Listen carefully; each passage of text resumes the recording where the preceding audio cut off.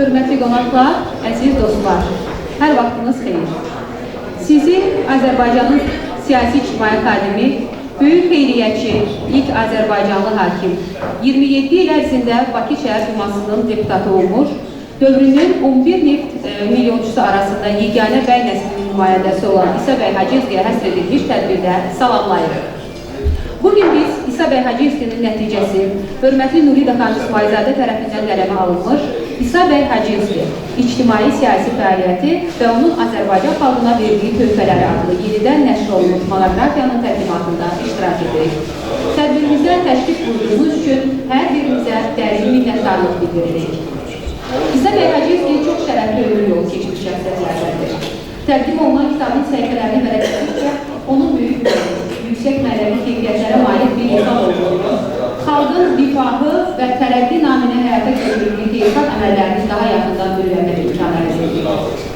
Monoqrafiya 19-cu əsrin sonu və 20-ci əsrin əvvəllərində Bakının həm siyasi, həm də iqtisadi baxımdan mürəkkəb və çətin dövrə əks olunmuş, İsa bəy Hacıyevskinin həmin dövrdə xalqımızın mənafi həminə qəbul edilən qərarlarda iştirakı, eləcə də müxtəlif qüvvələrə qarşı apardığı qətiyyətli mübarizəsi geniş şəkildə işıqlandırılmışdır. Bu kitabdan öyrənirik ki, İsa bəy Hacıyevski təkcə zəngin sahibkar deyil, həm də Azərbaycan xalqının maariflənməsi, elm və təhsilinin inkişafında mədəni səviyyənin yüksəlməsi uğrunda əlindən gələni əsirgəməyən fədakar ziyalı idi. Bugün tədbirimizdə iştirak edən tanınmış alimlər İsa bəyin çox şaxəli fəaliyyəti, Azərbaycan cəmiyyətinin inkişafındakı xidmətləri, eləcə də təqdim olunan kitabın elmi və tarixi əhəmiyyəti barədə öz fikirlərini bölüşəcəklər. Əminik ki, onların çıxışları hər birimiz üçün maraqlı və faydalı olacaqdır. İndi isə İsa bəy Hacıyevskinin zəngin irsini əks edən və ona həsr olunmuş video çarxı izləməyə dəvət edirik.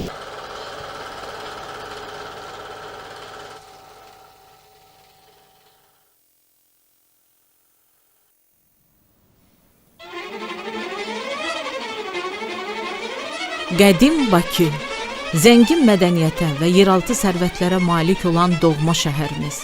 19-cu əsrin ortalarında Bakı ətrafında qara qızılın kustar üsulla da olsa hasil edilməsi şəhərimizi dünya neft sənayesinin mərkəzinə çevirdi və bu da Bakıya böyük kapital axınına səbəb oldu. Ancaq xarici kapital sahibləri burada yalnız gəlir əldə edirdilərsə, xalqımızın layiqli evladları şəhərimizin abadlaşdırılmasını, əhali arasında savadlığın yayılmasını, mədəni obyektlərin tikilməsini həyata keçirirdilər. Tariximizdə dərin izlər buraxmış Bakı elitasının parlaq nümayəndəsi, 11 neft milyonçusunun yeganə bəyi, ilk Azərbaycanlı məhkəmə hakimi, Bakı Dumasının millət vəkili, 1-ci gildiyalı tacir, neft qurultayının üzvü, Bakıya ilk Rolls-Royce minik avtomobilini gətizdirmiş İsa bəy Hacıyevski idi. Azərbaycan xalqının 20-ci əsrdə fəxr edəcəyi, qürur duyacağı böyük şəxsiyyətlərdən biri İsa bəy Hacıyevskidir.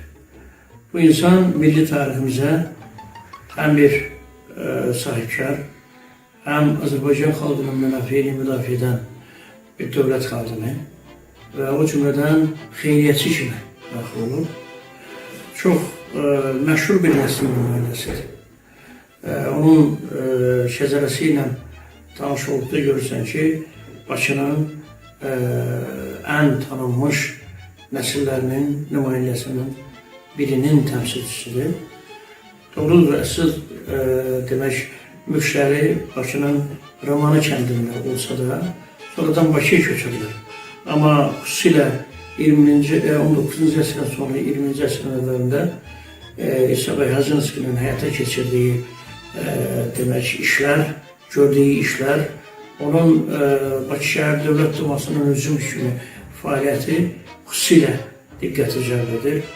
Və Bakı Azərbaycan xalqının fəxr etdiyi, xüsusilə Bakı şəhər əhalisinin fəxr etdiyi milli parkın, daha doğrusu bulvarın salınmasında İsa bəy Hacıyevskinin müstəsna rolu vardı. Hətta mən deyərdim ki, onu indi neftçilər prospektə alır, amma yaxşı olardı ki, elə onu İsa bəy Hacıyevski prospektə adlandırsalar daha dəqiq olar, daha ədalətli olar. İsa bəy Hacınski uzun illər ərzində Bakı Şəhər Dumasının millət vəkili kimi iclaslarda haqq səsini ucaldır, öz prinsipial mövqeyini ortaya qoyur və bizə düşmən kəsilən erməni fraksiyasından olan Duma üzvləri ilə daima mübahisə edirdi.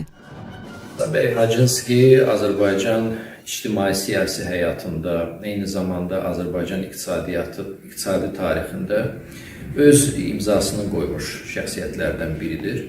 Azərbaycanda milli sahibkarlığın formalaşmasında İsa bəyin çox böyük əməyi var və bunu da qeyd eləmək lazımdır ki, İsa bəy bizim digər sənayeçilərimizin arasında onunla fərqlənirdi ki, o əsilzadə idi. Digər bizim neft milyonçularımızın bir çoxu müxtəlif sahələrdən bu peşəyə gələnmişlər, amma İsa bəy Hacınski zadəgan idi, bəy nəslindən idi və Azərbaycanda neft bumu başlayanda onun təməlində duranlardan biri idi. Və onun bütün sonraki fəaliyyəti Azərbaycan tarixində, istər iqtisadi tariximizdə, istər ictimai tariximizdə böyük iz qoymuşdur. Onun ictimai fəaliyyəti haqqında danışanda mütləq burada qeyd eləmək lazımdır ki, Bakı Şəhər Dumasının ilk üzvlərindən və ən fəal üzvlərindən biri idi İsa bəy. Hər zaman şəhərin ən vacib, ən gündəlikdə duran çətin problemlərinin müzakirəsində İsa bəy həmişə öz fikirlərini Dumanın iclaslarında açıq ifadə edirdi, öz mövqeyini müdafiə edirdi və bir ictimai xadim kimi istər Azərbaycanlılar arasında, istərsə də hökumət arasında çox böyük nüfuza malik. Onun ictimai xadim kimi fəaliyyətini biz həm də 1905-ci, 1906-cı illərdə baş vermiş erməni-müsəlman qırğınları zamanı görürük. Belə ki, o zaman iki milləti barışdırmaq üçün yaradılmış xüsusi komitənin üzvlərindən biri də İsa bəy idi və bu komitənin fəaliyyətində o çox yaxından iştirak edirdi. Hətta o zaman erməni və Azərbaycan nümayəndələri arasında bu sülhün əldə olunması istiqamətində danışıqlar gedirdi, yazışmalar gedirdi və orada erməni nümayəndələri Azərbaycanlılara qarşı çox ultimativ tərzdə öz tələblərini irəli sürürdülər. Belə bir məktub mətbuatda çap olunanda Azərbaycan nümayəndələri erməni nümayəndələrinə cavab məktubu hazırlamışlar. Və o cavab məktubunda çox maraqlıdır ki, komitənin çoxsaylı üzvlərinin olmasına baxmayaraq imzanı İsa bəy Hacınski ilə Əsədullah Əhmədov atmışlar və onlar çox belə qəti şəkildə ermənilərə öz mövqeylərini, Azərbaycan ictimaiyyətinin mövqeyini çatdırmışdı. İsa bəy Hacınski Bakıda 11 illik imperator 2. Aleksandr adına Oğlanlar Gimnaziyasının fəxri himayədarı olaraq hər il 1000 qızıl rubl keçirməklə məktəb üçün kinematoqraf və Vladikavkazda bağ evi almışdır. İsa bəy Hacınski Azərbaycan sərmayədarların, Azərbaycan millətləri içərisində özünün həm əsilzadə köklərinə görə, həm fəaliyyət dairəsinin çox şaxəli olmasına görə, həm çalışdığı sahələrdə bir çox ilklərin müəllifi kimi bizim digər sərmayədarlarımızdan, millətlərimizdən xüsusilə vardır. Allah hamısına rəhmət eləsin ki, o sərmayədarlarımız, o millətlərimiz ki, onların o zamanki fəaliyyəti xalqın xeyrinə olur. Onların o zaman yaratdıkları bugün də xalqın xidmətində. Bunların sırasında Bakı Şəhər Dumasının fəaliyyətində çox yaxından iştirak edən, atasının, babasının bu ictimai orqandakı fəaliyyətini davam etdirən, Azərbaycan Dairə Məhkəməsinin ilk Azərbaycanlı hakimi olan, Azərbaycanın təkcə Abşeron yarımadasında yox, Şamaxı, Xaçmaz və digər yerində, Quba, Şamaxı qəzalarında geniş sərmayədarlıqla, geniş iqtisadi fəaliyyəti ilə seçilən İsa bəy Hacınski Azərbaycan xalqının 19-cu əsrin sonu 20-ci əsrin əvvəllərində həm sosial-iqtisadi, həm ictimai-siyasi, həm mənəvi, mədəni həyatında böyük rol oynamış simalardan biridir ki, bugün də onun tikdirdiyi binalar Bakının ən gözəl memarlıq abidələrindən biri olaraq qalmaqdadır. Bugün də xalqımıza xidmət etməkdədir.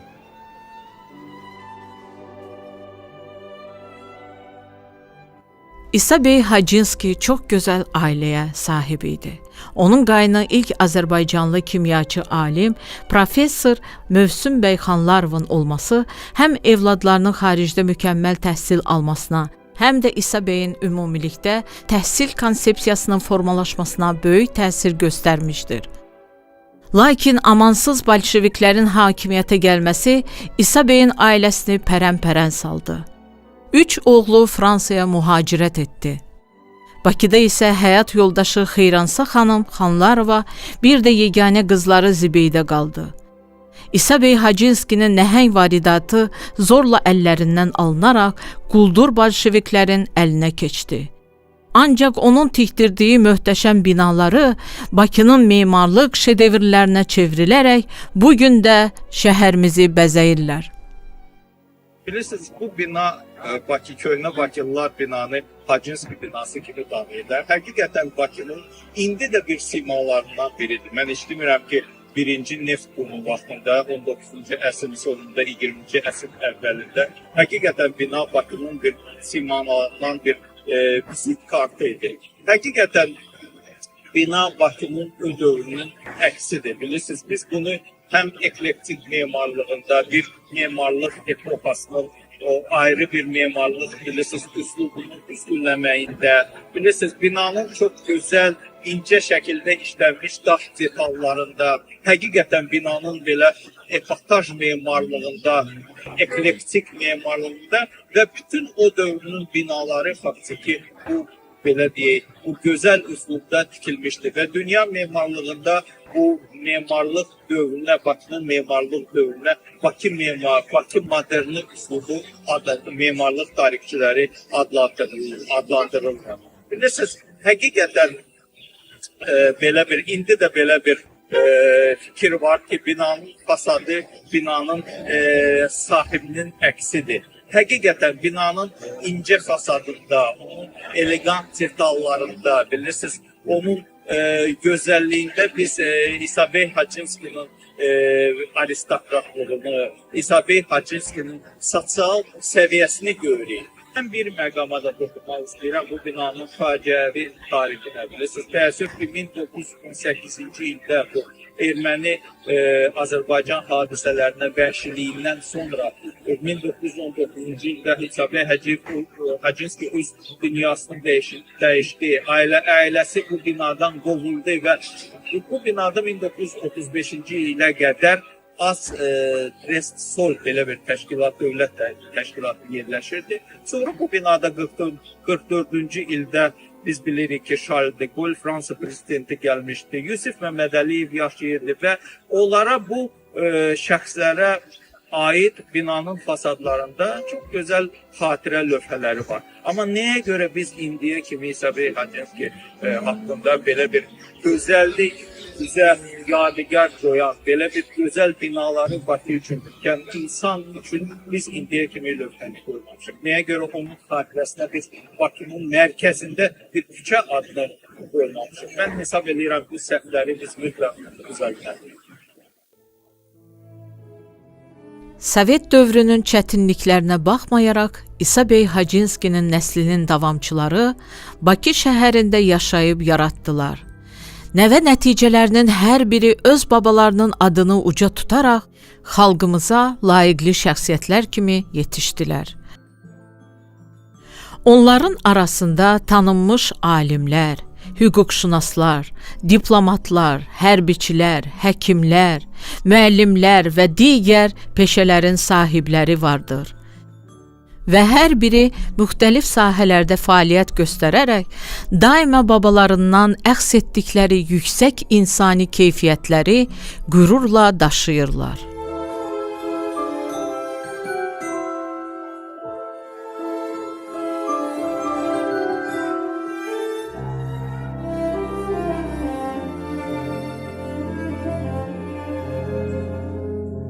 İsa bəy Hacınskinin böyük bacısı Bilqeys xanımın da nəvə nəticələri müasir Azərbaycanın dövlət quruculuğunda, ölkəmizin qanunvericilik bazasının yaradılmasında fəal iştirak edir. yüksək mənəvi keyfiyyətlərə malik ziyalılar olaraq xeyirxah əməlləri ilə bu gün də köklərinə sadiq olan cəmiyyətimizin fəxr ediləsi nümayəndələridirlər.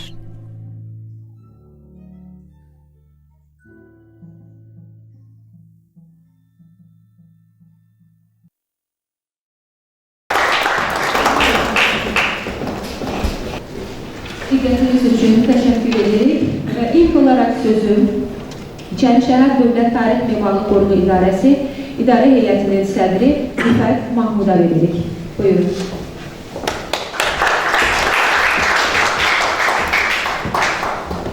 Aziz qonaqlar, sizi İçərişəhər Qoruğu İdarəsində salamlayıram.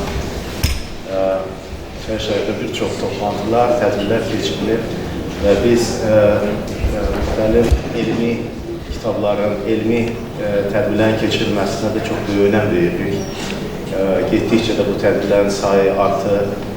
Onun üçün bu kitabın təqdimatı, təklifi, ideyası gəldikcə biz böyük məmnuniyyətlə ona dəstək olduq. Çox sevinirik ki, bu kimi tədbirlər bizdə keçirilir. Görkəmli şəxsiyyətlər, Sabay Hacınski kimi insanlar təbii ki, unudulmamalıdır. Onların çox böyük töhfəsi olur, xüsusi olaraq bizim memarlıq tariximizdə. Mən aydındır ki, bu bina haqqında, insan haqqında çox məlumat verə bilmərəm çünki artıq həm deyilir, həm daha da çox deyiləcəkdir. Mən sadəcə bir qoruq idarəsinin rəhbəri olaraq səsləndirmək istəyirəm ki, bizim üçün bir böyük bir vəzifə olaraq, özümüz üçün qoyduğumuz hədəf olaraq o binanın əsaslı təmirin təşkil olunması, onun üzərində işləyirik. Bizim hamımızın arzusu odur ki, ən az o kondisionerlərdən və digər lazımsız elementlərdən o binanı azad edək və inşallah onun belə təqdimatına yığışaq. Mən isə hamımızı salamlayıram, görməyə çox şadıq. Ümid edirəm ki, bu tədbir faydalı olacaq, hamımız üçün maraqlı olacaq. Təşəkkür edirəm.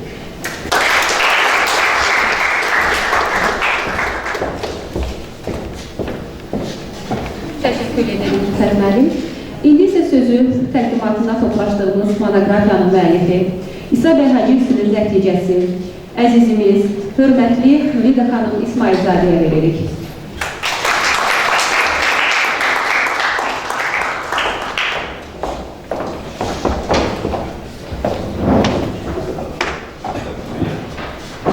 Çox hörmətli qonaqlar, əziz qohumlar, əziz dostlar, hamınızı salamlayıram və icazənizlə ilk növbədən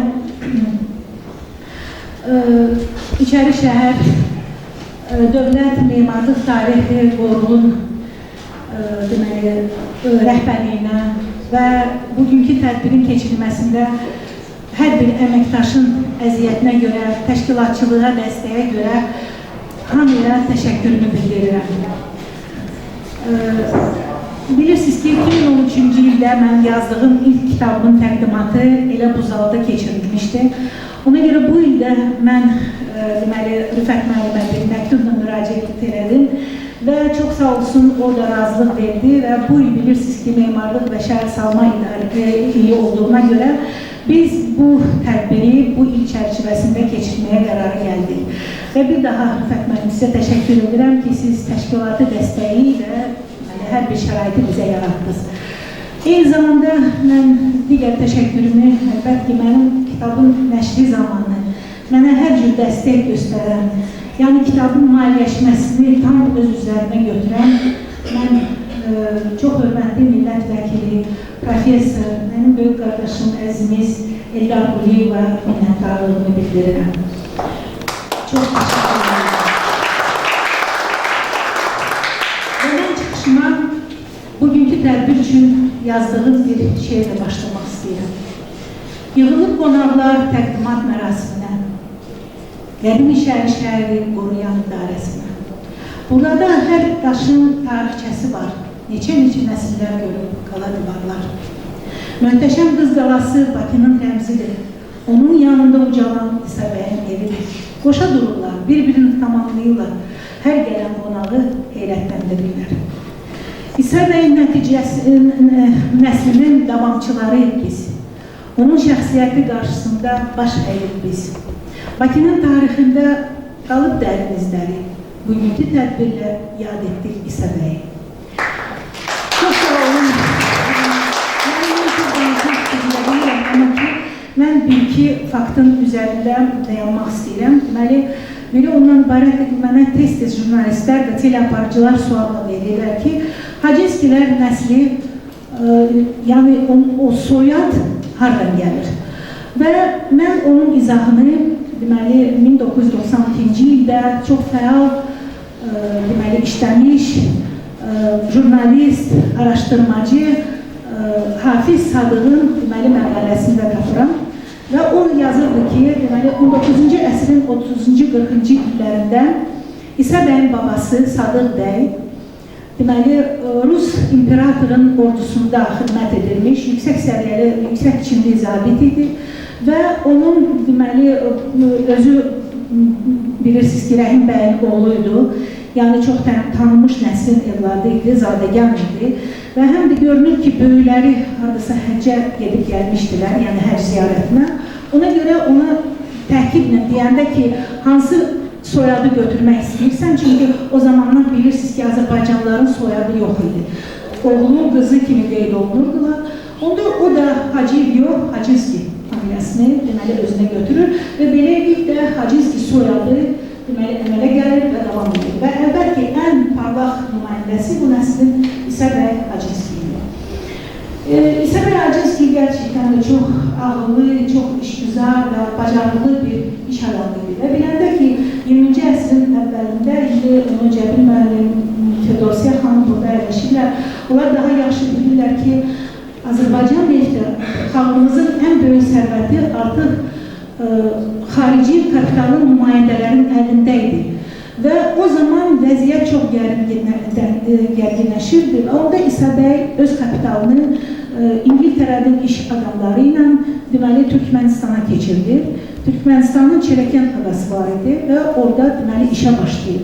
Çirəkən adası ümumiyyətlə neftlə zəngin bir ada idi və hal-hazırda Çirəkən Türkmenistana məxsusdur və hal-hazırda indi yarımadadır və orada böyük bir şəhər salınır. Və bu Hafiz müəllim, Hafiz Sadıq, o deməli jurnalist fəaliyyəti ilə əlaqədar 70-ci, 80-ci illərdə Türkmenistana tez-tez gedib gəlirdi. Və tez-tez gedib gələndə deməli o bir səfəri zamanı həmin o Çirəkən şəhərini ziyarət edir və ona orada məktəb göstərirlər ki, İsa bəy Hacınski oradakı deməli o fəaliyyətə başlayanda əlbəttə orada buruqlar, deməli neft ayırma zavodu tikmişdi. Ondan sonra o yaşayış evləri, fəhlələrin evladları üçün məktəblər tikmişdi. Hətta dəmir yolu keçirmişdi. Və o məktəb deməli indiyə qədər o 70-ci, 80-ci illərə qədər qalmışdı. Və onlar İsa bəyi çox böyük hörmətlə yada salırlar. Deyirlər ki, bizim uşaqlarımız üçün İsa bəy belə bir məktəb tikib və deyirlər ki, Azərbaycanın iş adamı bax bu cürə bir xeyirxah əməl bizim evladlarımız üçün deməli qoyub gedir. Və bu deməli hadisədən sonra həmin Hafiz Sadıq, bilmirəm, bəlkə yəqin ki, jurnalistlər onu yaxşı tanıyırlar.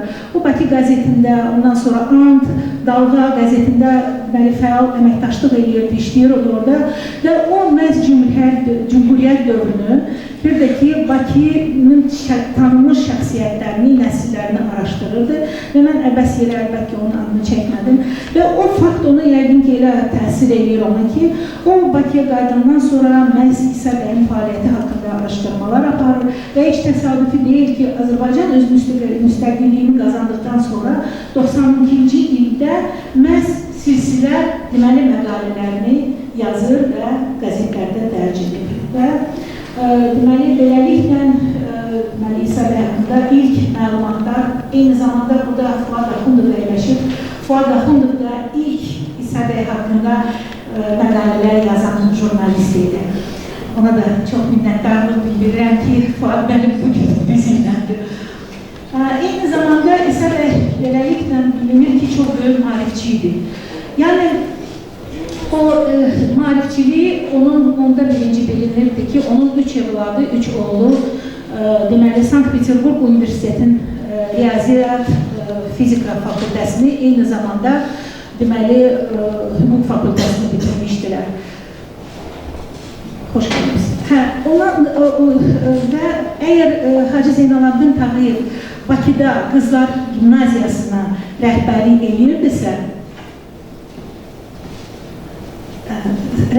edirdisə, nümayədarlıq edirdisə, deməli, oğlanlar üçün yaradılmış Bakıda 11 illik gimnaziyanın fəxri himayədarı məhz İsa bəy Hacınski olmuşdur. Və o nəinki gimnaziya hər il 1000 qızıl pul keçirdirdi. Eyni zamanda onlar üçün bir bina tikdirilmişdi. İndi gimnaziyanın binası bilirsiniz ki 4 nömrəli xəstəxanada yerləşirdi və o binanın möhtəşəmliyi, miqyası hamımıza məlumdur, çox böyük bir bina idi. Və Zelanın üzərində yazılmışdı. Собственный dom Qacınskılar. Və ona görə biz onu belə fərz deyə bilərik ki, həmin binanı da, çünki həmin küçədə İsa bəyin digər binaları yerləşirdi. Eller mənim başını dərmədir, çünki o binaların birində yaşayırdı. Və deməli, həmin küçədə deməli, o növbəti binasını gimnaziya üçün tikdirir. Və hətta onu deyə bilərəm ki, binadan da deməli savayı o Vladikavkazda, Osetiyanın Vladikavkaz şəhərində o deməli böyük bir malikana alır və hər il 50-60 uşaqları, şagirdləri ora dincəlməyə göndərir. Və o ilə də kifayətləndir. O gimnaziyaya ilk kinematografi Bakıya gətizdirir və uşaqlar üçün deməli kinoteatr yaradır. Yəni bütün bu təşəbbüslər əlbəttə ki, onun nə qədər maarifçi olmağından xəbər verir. İsa bəy doğrudan da çox xeyriyyətçi insan idi. Bakıda elə bir xeyriyyə cəmiyyəti yox idi ki, İsa bəy olan üzrü olmasın. Bakı Xeyriyyə Cəmiyyəti, Müsəlman Xeyriyyə Cəmiyyəti, eyni zamanda Nəşr Maarif Cəmiyyəti, Nicat Cəmiyyəti, hamısının ya fəxri himayədarı üzvüydür, hər ildə kifayət qədər deməli vəsait həmin deməli cəmiyyətləri keçirdilir. Deməli, bugünkü gün əlbəttə mən çox danışa bilərəm, həm bir nəticə kimi, həm kitabın müəllifi kimi, inanın hər səhri, hər cümləni yazanda mən çox böyük fərəh hissi keçirdirdim ki, mən bu nəslə, bu deməli, kişinin, mən belə deyərdim, kişinin sözün əsl mənasında onun necə deyərlər, davamçısıyam, nəticəsiyəm. Eyni zamanda nənəmin o qara, qəmli, hər zaman yol çəkən, çünki o 3 qardaşı mühacirət etdi. Anası, atası faciəvi şəkildə dünyasını dəyişdi. Və nənəmin o qəmli gözlərini yanına salaraq mən indi onun o təsəvvürümə gətirəm ki, necə o bu günlərdə sevinərdi ki, onun atası haqqında belə bir kitab yazılır və insanlar toplaşırlar bunu yad eləməyə. Bir daha sizin diqqətinizə görə minnətdarlığımı bildirirəm və bilirəm ki, bizim gözəl tarixçilərimiz çıxışlar edəcəklər və onun digər fəaliyyətləri haqqında yəqin ki, bizə çox maraqlı məlumatlar verəcəklər və ona görə mən sizin vaxtınızı da almıram və təşəkkür edirəm. Çox sağ olun.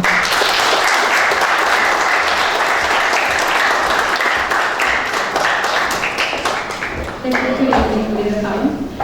Növbəti çıxış üçün söz kitabın elmi redaktoru Azərbaycan Milli Elmlər Akademiyasının Bakıxanov adına Tarix və Etnologiya İnstitutunun Qərbi Azərbaycan Tarixi Şöbəsinin rəhbəri, Tarix üzrə fəlsəfə doktoru, dosent Cəbir Bəhramova veririk.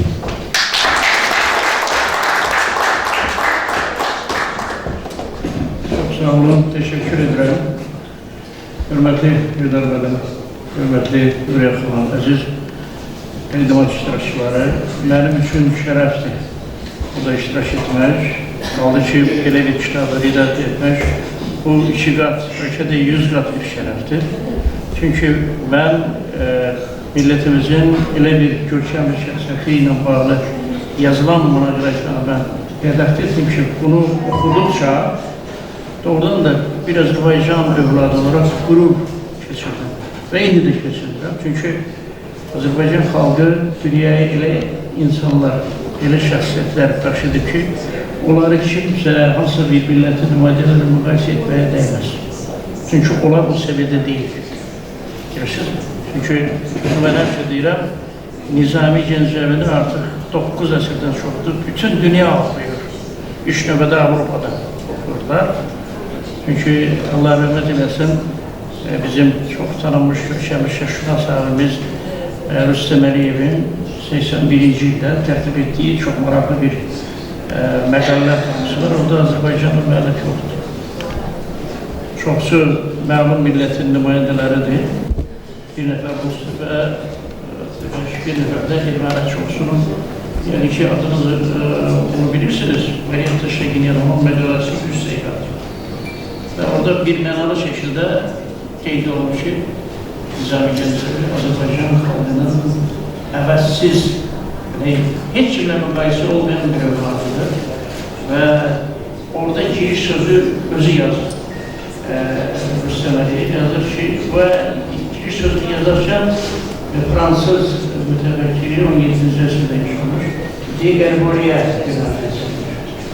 Ey Avropalılar, ey Fransızlar, sizin az tanıdığınız Azərbaycan adlanan məmləkətdə 12-ci əsrdə Nizami Gəncəvi deyilən adıyla yaşayan böyük mütəfəkkir, filosof, şair, demək, elm xanimi yaşayıb. O insanların yaşayış formulasını onu öyrənməsəniz dünya fəlakətə gedəcək.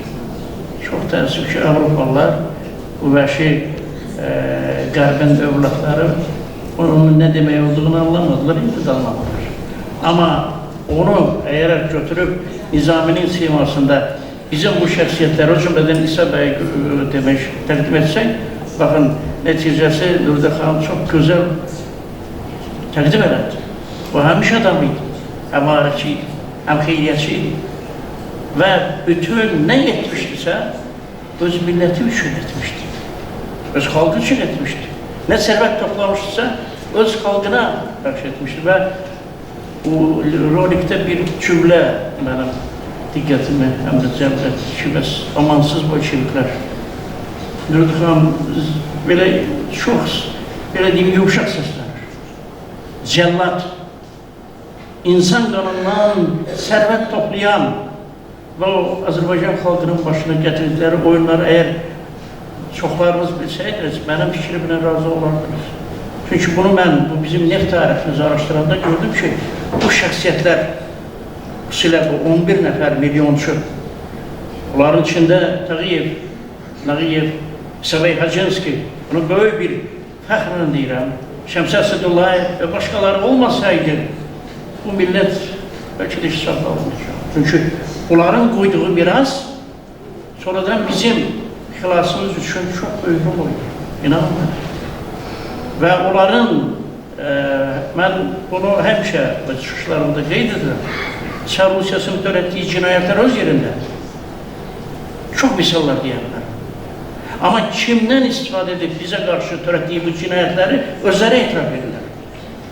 Demək ki, 1827-ci il dekabr ayının 2-si, o vaxtı demək, Fransız əsilli Berjenin bilavasitə rəhbərliyi ilə 1856-cı ildən başlayaraq 13 kitab və 12 cilddən ibarət Qafqaz Arxeografiya Komissiyasının Aktlar adlı kitab nəşr olundu.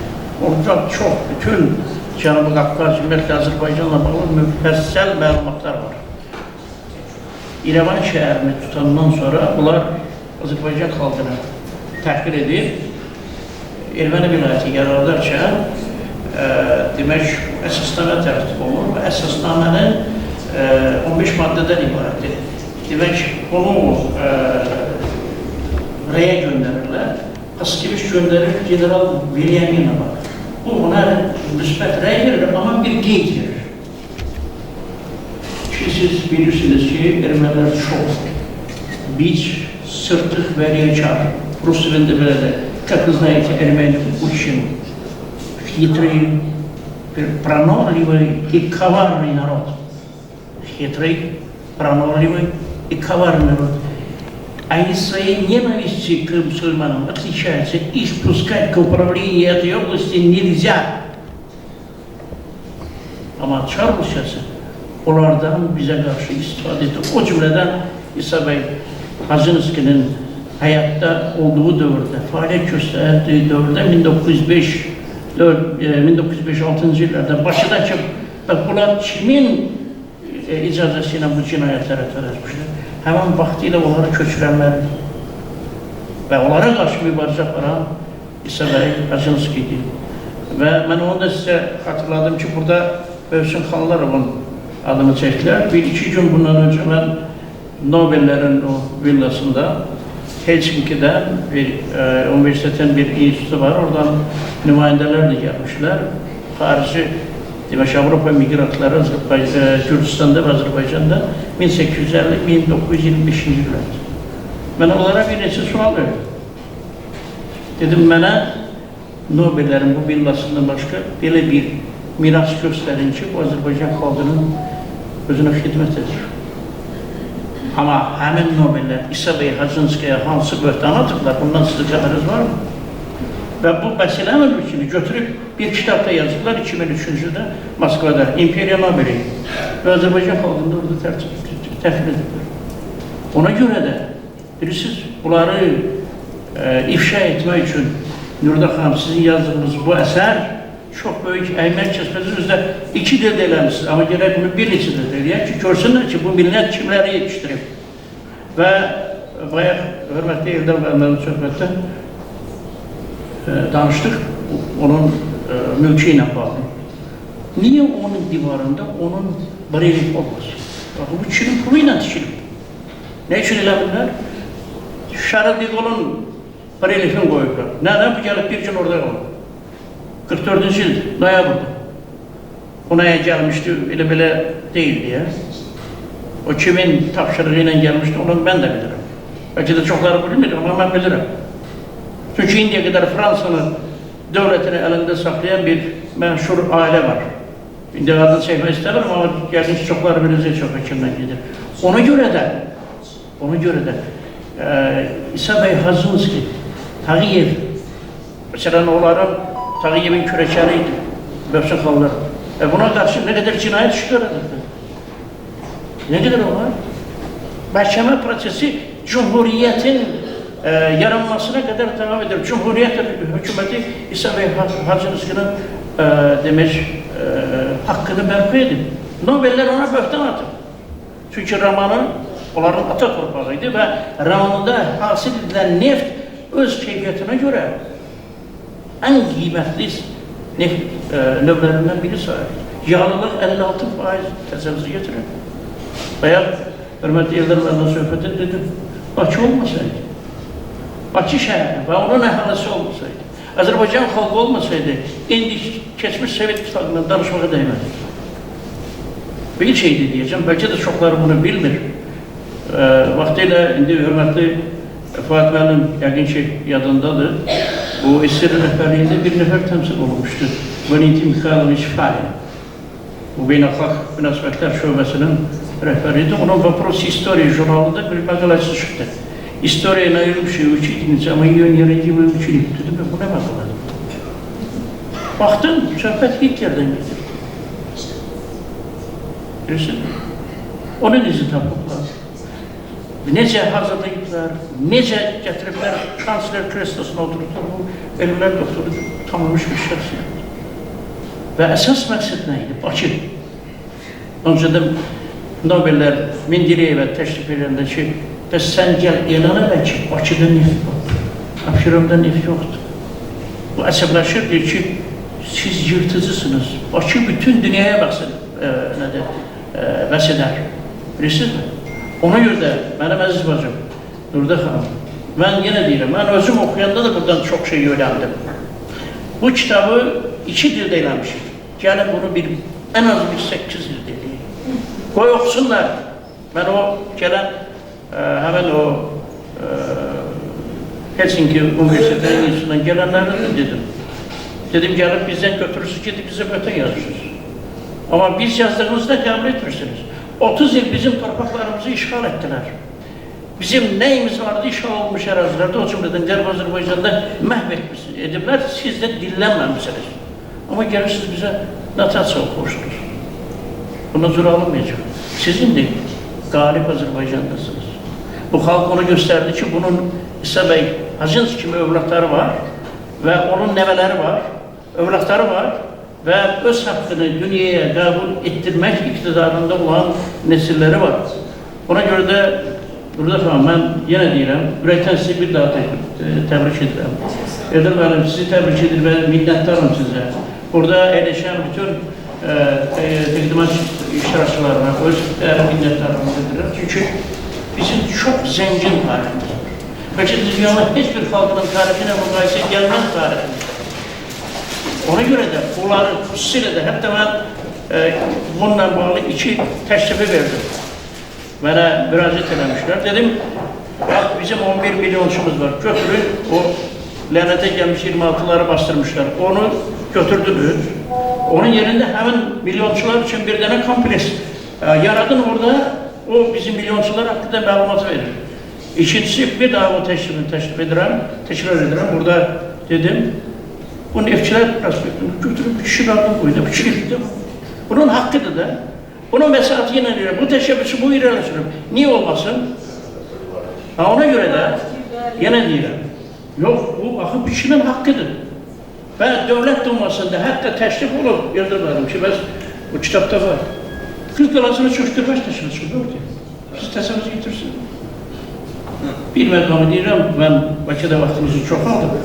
Bu yaxınlarda mən bizim strateji kommunikasiyalar məşğəlində bizim azad olmuş ərazilərdən gətirilən müsadirə olunmuş ermənilərin nəşr etdiyi İdil-Nafsın ədəbiyyata baxdı. Həmin ədəbiyyatda tarixi ədəbiyyatda Azərbaycan yoxdur. Bu cümlədən Bakı yoxdur. Bakının işi adam veriblər. Birini qoyublar Albonopol, bir də qoyublar Bakunakert. Yoxdur, o atlaslarda Azərbaycan deyilən yoxdur. Və bunları susturmaq üçün, bax bu insanlar haqqında, bu milyonçular haqqında, bizim ümumiyyətlə Bakı şəhəri haqqında təqdimatları çox etmək lazımdır, yazıb və dünyaya yaymaq lazımdır və bir daha sizə təşəkkür edirəm, bir daha təbrik edirəm. Sağ olun.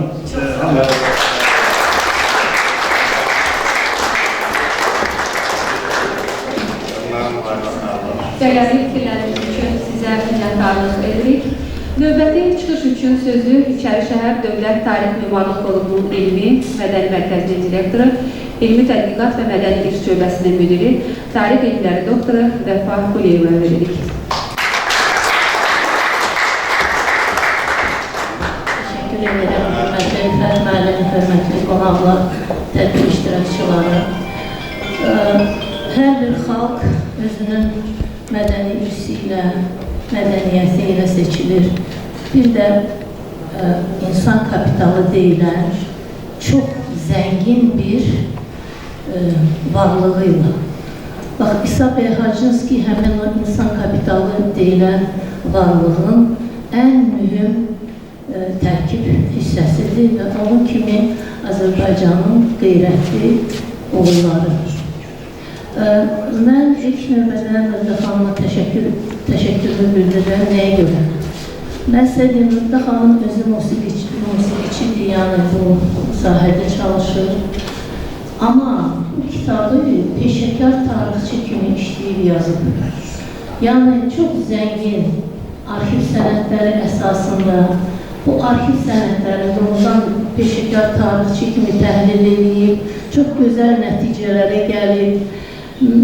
Və Cəbi müəllim qeyd elədi, biz bu binanı uzun illər, deməli bu binada Fransanın prezidenti Şarl de Gaulle'un gəlib qaldığı bina kimi tanımışıq.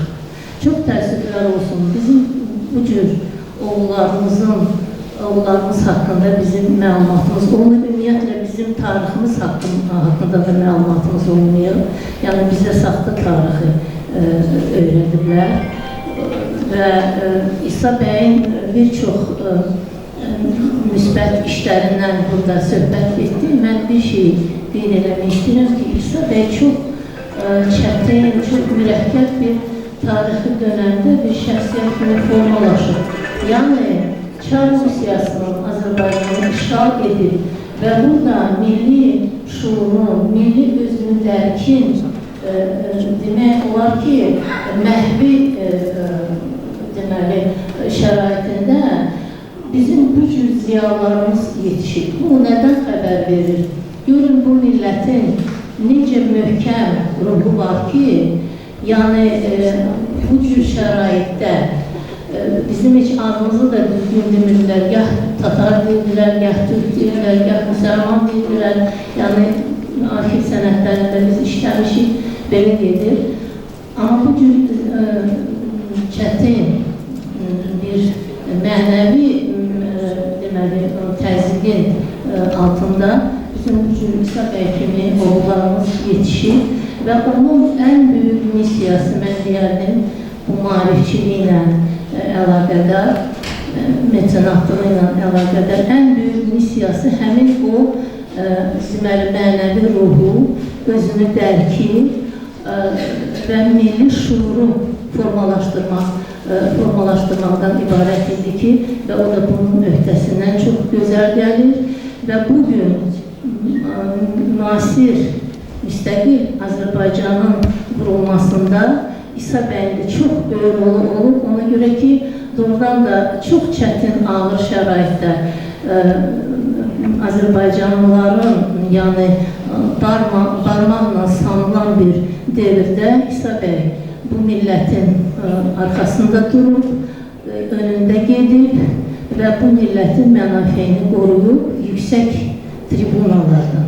Mən təbrik edirəm Növrə xanım sizi, təşəkkür edirəm sizə. Siz Azərbaycan tarixşünaslığında, yəni hələ qaranlıq səhifələr çoxdur, onların birini işıqlandırmışsınız, bizə çox böyük informasiya vermişsiniz, həm şəxsiyyət haqqında, həm o bina haqqında, yəni artıq biz İsa bəyi bizə bir daha tanıdığınız. Təşəkkür edirəm, çox sağ olun. Çox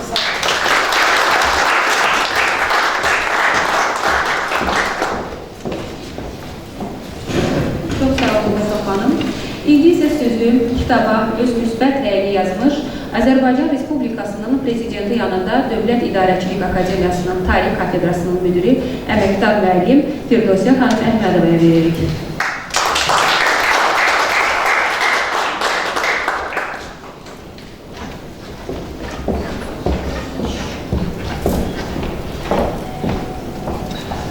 Hər vaxtınız xeyir olsun. Çox gözəl bir auditoriyadır. Bizim bugünkü əlamətdar tədbirin həsr olunduğu şəxsiyyətin adına layiq bir auditoriyadır. Həmin o intellektual potensialın bugün Azərbaycan cəmiyyətinin üzdə olan simalarını mən bu auditoriyada görürəm. Bu belə də olmalıdır, qanuna uyğunluqdur. Bugünkü tədbirin və bundan əvvəl də keçirilən təqdimatda özəlliyi nədən ibarətdir? Adətən kitab təqdimatında əsasən kitab haqqında danışılır və burada və müəllif haqqında da çox zaman danışılır. Burada elə bir vəziyyətdir ki, mütləq kitab haqqında da danışanda İsa bəy Hacınskidən danışılacaq, kitabın müəllifindən də danışılanda İsa bəy Hacınskidən danışılacaq. Elə məqsəd də kitabın yazılmasında da məqsəd ondan ibarətdir ki, İsa bəy Hacınskini cəmiyyətimizə, xalqımıza tanıtmaqdır. Hələ ondan sonra, belə deyək də, Azərbaycandan kənarda tanıtmaqdır. Çünki bizim özümüz öz şəxsiyyətlərimizi hələ yaxşı tanımırıq. Və çox yaxşı ki, Nuridə xanım bu missiyanı öz üzərinə götürüb bir nəslin davamçısı kimi bunun öhdəsindən çox böyük uğurla və ləyaqətlə gəlib. Çünki bəzən mövzuya müraciət olunur, amma yetərincə onun öhdəsindən gəlinmir. Amma Nuridə xanım həqiqətən bunun öhdəsindən çox layiqincə gəlibdir. Təbii ki, hamı Nuridə xanım musiqiçi kimi tanıyır, amma musiqi tarixi üzrə tədqiqatları ilə məşğul olduğuna görə həm də biz şəxsim adına Nuridə xanımın tarixçi həmkarım kimi də deyə bilərəm. Çünki həqiqətən Vəfa xanım da burada vurğuladı. Bu gəlişi gözəl sözlər deyir. Bir elmi, istənilən elm sahəsində tədqiqatçı əsərlə tanış olanda bilir ki, bu həvəskar səviyyəsində yazılmış əsərdir, yoxsa akademik səviyyədə yazılmış əsərdir.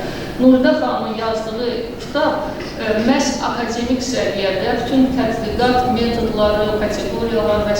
tətbiqi ilə ərsəyə gəlmiş bir əsərdir. Orada təbii ki, artıq təsnifat bir mənalı şəkildə İsa bəyin çoxşaxəli fəaliyyətinin üzərində vurulubdur təsnifat. Ailə xətti bir başqa, onun mühiti və deməli, fəaliyyəti başqa, amma indi birbaşa sahibkar iqtisadi fəaliyyəti ilə məşğul olmağı da təbiidir dönəminə görə. Amma İsa bəyin ictimai-siyasi məzmunlu fəaliyyəti bizim üçün çox vacibdir. Çünki hər sahibkarın, hər zəngin insanın o zaman Azərbaycan xalqının müqəddəratı ilə bağlı, onun təhsili ilə bağlı, onun tərəqqisi ilə bağlı heç də belə deyək də hədəfi olmurdu. Amma İsa bəy Hacınski məhz bu istiqamətlərdə özünün qətiyyətli, prinsipial mövqeyi və intellektual səviyyəsi ilə xidmətlər göstərmiş bir şəxsiyyətdir. İndi bu İsa bəy Hacınskinin Əsilzadə kimi digərlərindən, zənginlərdən fərqləndiyi vurğulandı. Bu da çox önəmli məsələ idi. Çünki Çar Rusiyası dönəmində siz bilirsiniz ki, Hacı Zeynalabdin kimi nəhəngin, yəni zənginlik baxımından onun o ictimai fəaliyyəti və populyarlığı, məşhurluğu bir mənalı şəkildə onun müqabilində onun övladını Peterburqda ali təhsil ocağını qəbul eləmirdilər. Çünki əsilzadə deyildi. O xanımı tərəfdən, deməli, o Arabinska tərəfindən buna nail olundu. Amma nəyə görə?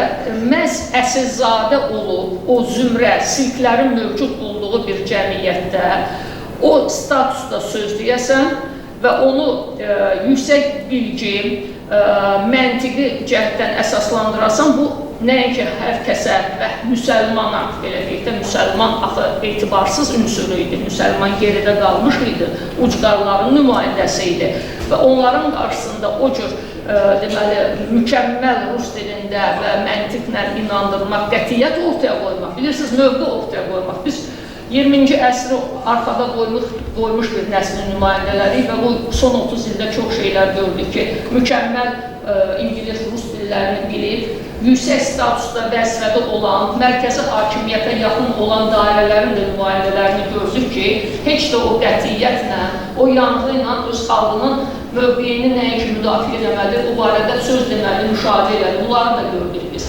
Və o da olar ki, bu müstəqil Azərbaycan Respublikasında biz bunu görməliyik çox zaman. Amma Çar Rusiyası əsarətində olub və o deməli, az sayılılar içərisində qətiyyətlə söz deyəsən və xarici maqnatlar, ayqaqlar qarşısında, hansı ki, indi hörmətli Cəbir müəllim burada Nobellər və digərlərini çünki burada bəlkə də çoxu bilmir ki, onlar nə qədər güclü qüvvə idi. Faktik olaraq onlar idarə edirdi hər şeyi, Bakının müqəddəratını, quberniyaların müqəddəratını, onlar söz sahibi idilər.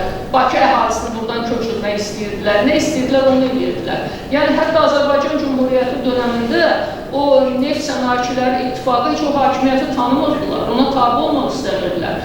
Ona görə məhz belə az sayılı bizim həm zəngin, dediyim kimi, iradəli, qətiyyətli və eyni zamanda savadlı bir nümayəndəmiz kimi İsa bəy Hacınski çox aparıcı idi və həll edici idi. Bax, bu məqamı xüsusilə vurğulamaq istəyirəm ki, bizim, yəni, sadəcə alınmasın ki, mən məsələn, İsa bəy Hacınski ilə bağlı sorğu aparsaq, yəni ki, əsasən sosial şəbəkələrin alınan bilgilər əsasında deyirlər, ilk avtomobili gətirən, ən çox populyar olanda insanların beynində fuqalar və yaxud da o möhtəşəm binalarla, nə yaxşı ki, yəni ən azından heç o məqamda. Amma yox, axı bizim o şəxsiyyətlərin fəaliyyəti o qədər deməli, məzmununa görə həll edici, strateji bir mahiyyətə sahibdir ki, ona görə biz onların ancaq adı ilə, ad bilgisi ilə kifayətlənməməliyik. Bu məkanda bu təqdimatın birinci dəfə keçirilməsini mən indi Nuridə xanımdan eşitdim. Çünki biz başqa bir məkanda daha ikinci təkmil nəşrdə görmüşdük. Amma burada nə üçün? Çox gözəl. Mən elə Nuridə xanım onu demək istəyirdim ki, nə yaxşı ki, bu məkanda keçirilir. Çünki burada tamamilə bir uyğunluq var. Həm onun o, deməli, Bakı və İçəri şəhərin elə bulvara baxan panoramanı, mənzərəni tamamlayan o möhtəşəm binası ilə bağlı məkan uyğunluğu, Əsilzadə kimi, şəxsiyyət kimi onun uyğunluğu və çox yaxşı ki, hörmətli Rüfət bəy də burada dedi ki, o işlərin də öhdəsindən gəlinəcək və nə yaxşı olardı ki, Rüfət bəy bu bələdçilik zamanı, yəni İçəri şəhəri tanıdan və daha geniş Bakı ilə bağlı tanışlıq zamanı bu şəxsiyyətlərimizlə bağlı qısa bukletlər əsas onların fəaliyyətini əks etdirən bir neçə dildə bukletlər də təqdim olunsun. Lövhə öz yerində bir mənalıdır və hesab edirəm ki, bu şəhər sağlam mimarlıq ili çərçivəsində görülən işlərin içərisində məhz o İsa bəy Hacınskinin adının o lövhə şəklində orada, barelyef şəklində deməli, xatirəsinin əbədiləşdirilməsi, onunla bağlı bukletlərin nəşr olunması bir neçə dildə çox önəmlidir və bununla bağlı mən hesab edirəm ki, biz artıq belə şəxsiyyətlərimizi Azərbaycanın 19-cu əsrin sonu, 20-ci əsrin siması kimi xarici auditoriyalarda tanıtmağa artıq nail olmalıyıq. Bilirsiniz niyə? İndi yadıma nə düşür? 1922-ci ildə Hacı Zeynalabdin Tağıyev Nərimanova bir məktub yazmışdı, məşhur bir məktubu var, 22-ci ildən söhbət gedir. Yeni iqtisadi siyasətdir, netdir və Hacı da özünə məxsus şəkildə həmin siyasətin imkanlarından fürsət bilib, çox belə işgüzar şəkildə müraciət edir. Nərimanov da deyir ki, baxın, Avropa bizə inanmaz, etibar eləməz, amma Hacı Zeynalabdin Tağıyev eləyər. 22-ci ildir. Bir komissar hökumət iclasında bir hacıya etibar edib kredit verərlər bizə, amma bizə etibar eləməzlər. Ona görə belə şəxsiyyətləri İsa bəy Hacınskini də məhz indiki müasir Avropaya tanıtmaq lazımdır ki, sizin bu gündə hələ də belə deyək də bir müsəlman ölkəsi kimi ikili mövqedən yanaşdığınız bu ölkələrin, xalqın belə bir şəxsiyyəti olubdur ki, sizin dilinizdə, sizin savadınızda, sizdən artıq mədəni şəkildə Azərbaycanı təmsil edibdir. Ona görə mən Nuridə xanımı öz minnətdarlığımı bildirirəm. Nuridə xanım, siz layiqli varissiniz və hesab edirəm ki, o maarifçilik fəaliyyətini, qanadını siz inkişaf etdirirsiniz. Bu yolda can sağlığınız olacaq.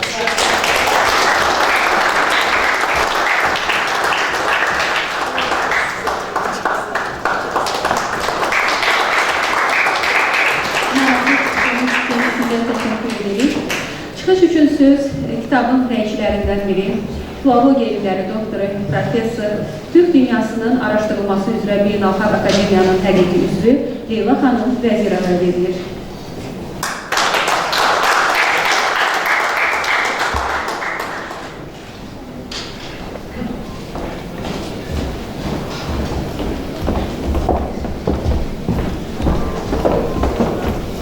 Çox sağ olun, mənə söz verdiyiniz üçün. İlk növbədə tədbir iştirakçılarının hamısını salamlayıram. Nuridə xanımı salamlayıram və demək istəyirəm ki, bu günləri hamımız biz Qaçinski işığına yığılmışıq. Tarixçılar bu günləri öz sözlərini dedilər. Mən birinci tədbirdə də tarixçılardan sonra çıxış eləmişdim. Mən tarixçi deyiləm, mən filoloqam. Ona görə mənim keçən dəfə də çıxışım biraz başqa səmtdə idi. Bu günləri də çalışacağım ki, İstəsəm də, istəməsəm də başqa səmtdə olacaq.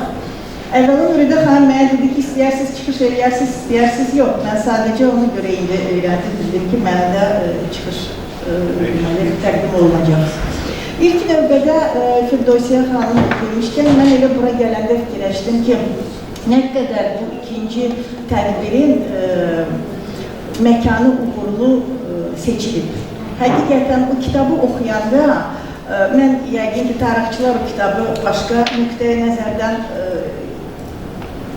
oxuyublar. Mən isə onu tam başqa nöqtəyə nəzərdən oxuyaraq deməli, hiss etmişəm, belə deyərdim. İndi mən gələndə orada kitabın ən son vərəqlərində orada yazılır ki, Nuridə xanım yazırdı ki, biz Zibeydən ələmlə qalxardıq və Prospekt Neftiyanik'dan içəri şəhər arasında məhz o məkanı orada göstərilir və o sözlərlə də demək olar ki, kitab bitir. Yəni, onunla kitabın əvvəli deyil, içəri şəhər atmağası ilə başlayır və sonu da onunla bitir. Bu elə belə deyil. Və ona görə də bu günləri, əgər Firdosiyə xanım öz fikrini deyimsə Nuridə xanıma, yəni şəxsən mən burada iştirak etdiyimi, öz minnətdarlığımı bildirmək istəyirəm ki, məkan o qədər uğurludur.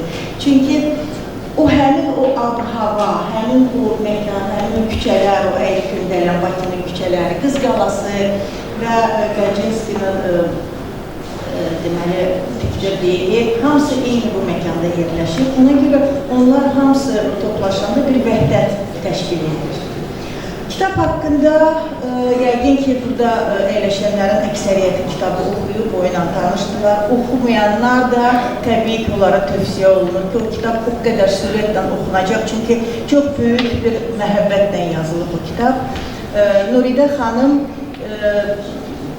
layiqli nəslin nümayəndəsi olan kimi, layiqli nəticə kimi bir rol oynayıb bu kitabın yazılmağında.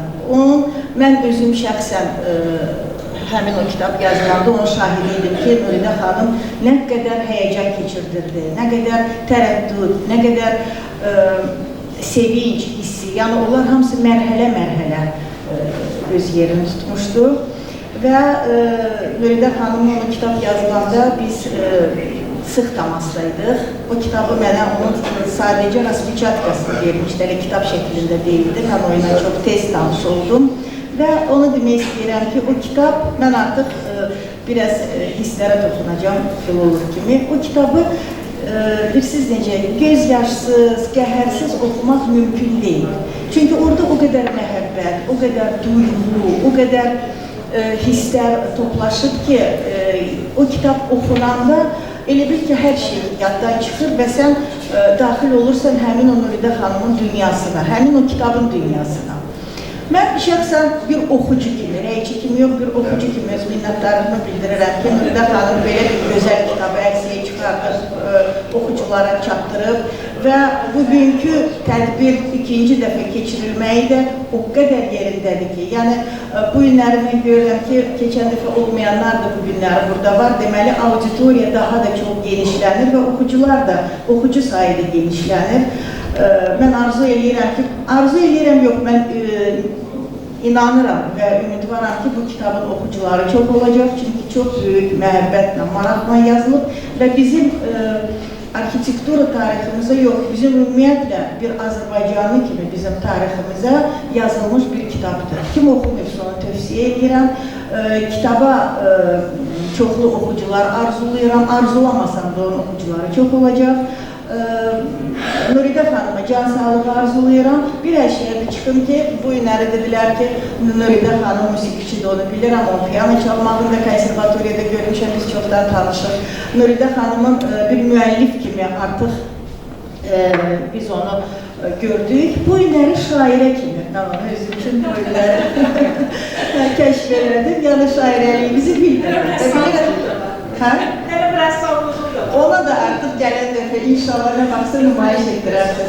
Bütün bu yaradıcılıqlarda sizə arzu eləyirəm ilk növbədə can sağlığı ki, ömür sizə o qədər belə vəfa eləsin ki, sizin bütün nə ki arzularınız var, Qacinskidən əlaqəli, soy kökünüzlə əlaqəli, nələr var, hamısını həyata keçirə biləsiniz və biz yenə də bu işığa yığılaq, hamı sizi təbrik eləyək və o kitabdan oxuyaq və zövq alaq. Bir daha təbrik edək.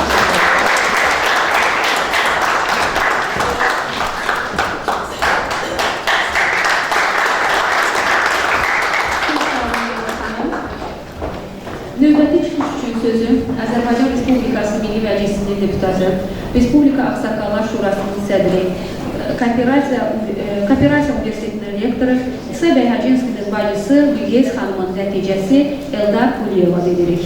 Buyurun.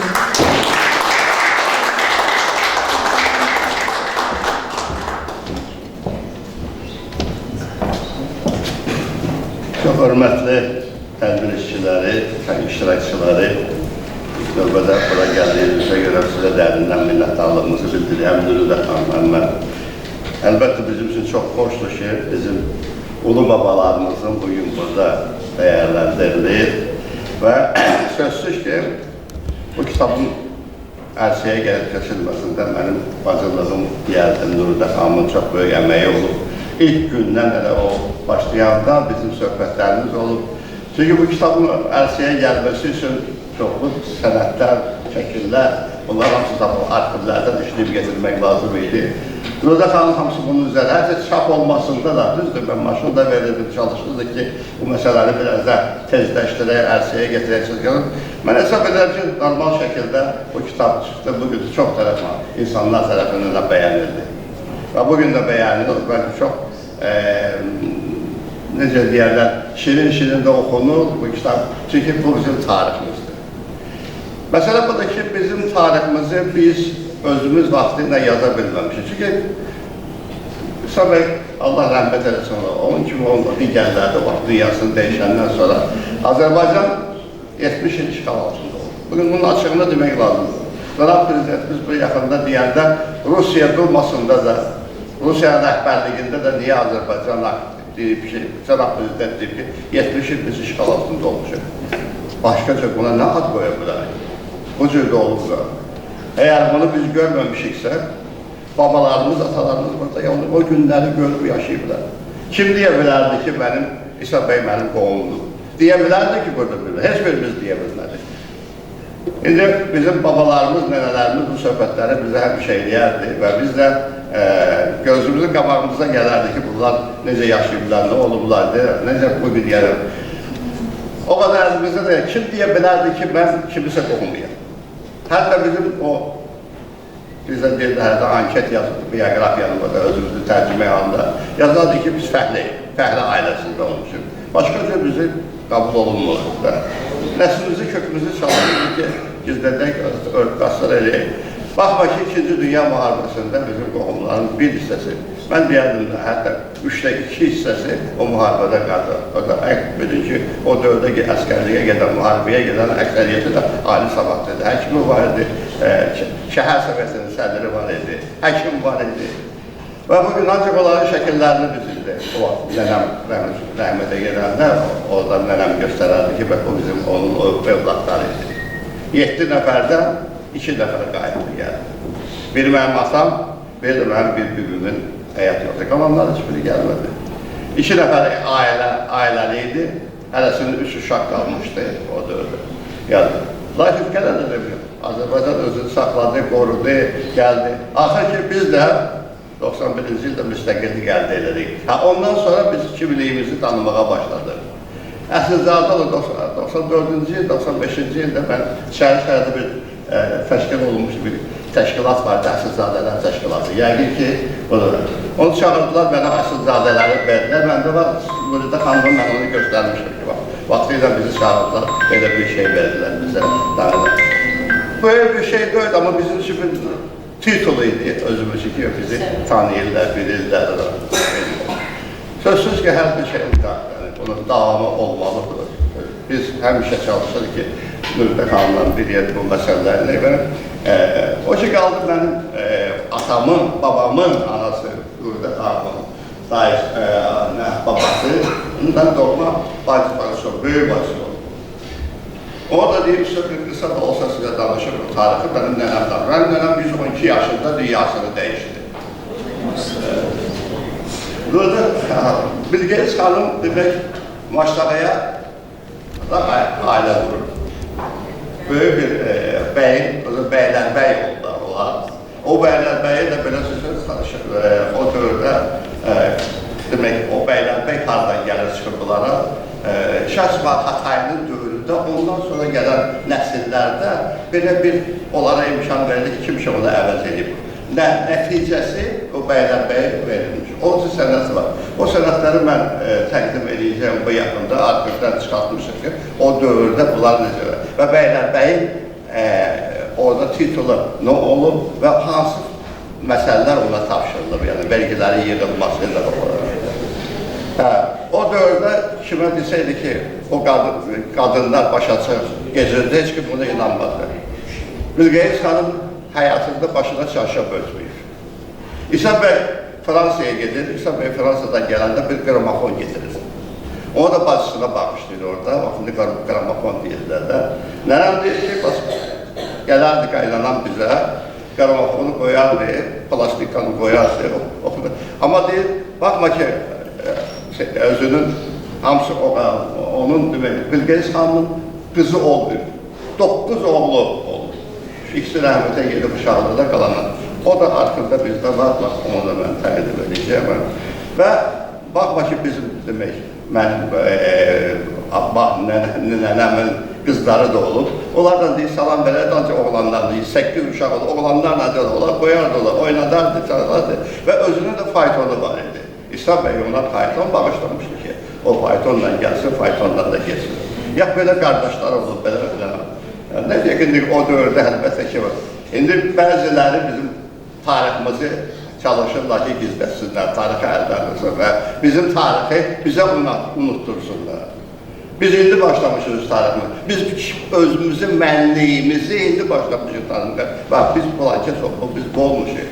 Ermənilər olmayan tarixi, hamımız bildik olan tariximizi ki, özləri üçün tarix yaratır. Tarix yaratır. Hətta Bakının Ermənistana aid olur.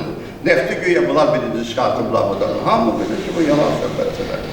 Bunlar heç olmuyor. Amma çox təəssüflər olsundur burada. Qeyd edirlər ki, o dövrdə, Çar dövründən başlayaraq, Sovet dövrünün özündə də Azərbaycanın bu qədər əzab vəziyyəti, yəni hələ 2-ci Dünya müharibəsi qalib gəlməsində mən deyərdim ki, Azərbaycanın müstəsna rolu olur.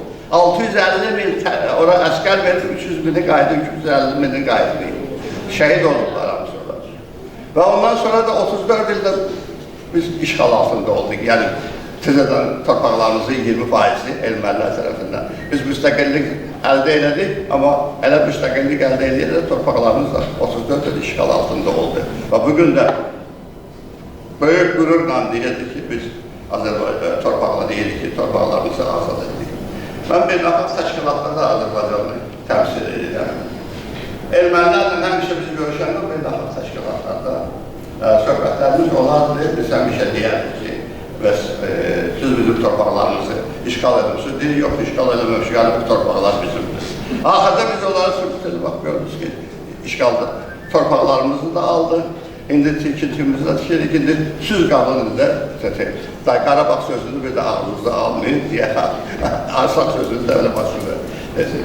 Yəni, bunlar həmişə, mən bir daha gənclərində çox təəssüflər olsun ki, o dövrdə demək, biz o insanlar haqqında biz cavanlarımızı, indi başlamışıq ki, bax, oxuyun, verin və bilsinlər, ailədə və özümüzdə də bizim cavanlar tarixini öyrənmək istəmirlər.